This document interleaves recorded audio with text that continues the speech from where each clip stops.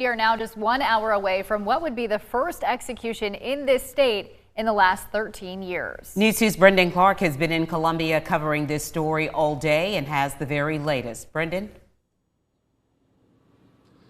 Good evening, Carolyn. Good evening, Aaron. Behind me, protesters are stating their case, making their case outside the Broad River Correctional Institution here in Columbia. But the bottom line is, in about an hour, Freddie Eugene Owens, 46 years old, is scheduled to die by lethal injection. And the only thing that could stop it would be a call from Governor Henry McMaster.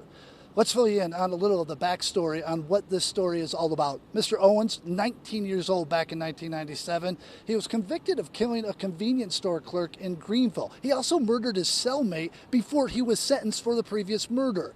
This would be the first inmate executed since May of 2011.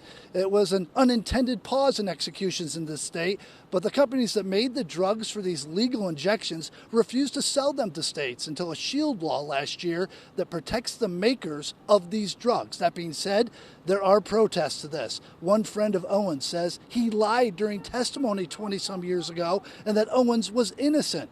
The state Supreme Court refused to stop the execution, though, saying other witnesses said Owens did indeed pull the trigger and actually bragged about it.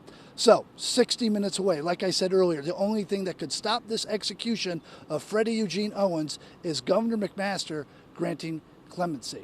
Now, as far as what goes on inside, we aren't quite sure yet. We don't know what final meal Freddie Owens picked, but we do know that protesters are outside, and inside, 3 members of the media and family members will witness this execution scheduled for 6 o'clock. We'll have much more from Columbia coming up within the next hour. Live in Columbia, I'm Brendan Clark.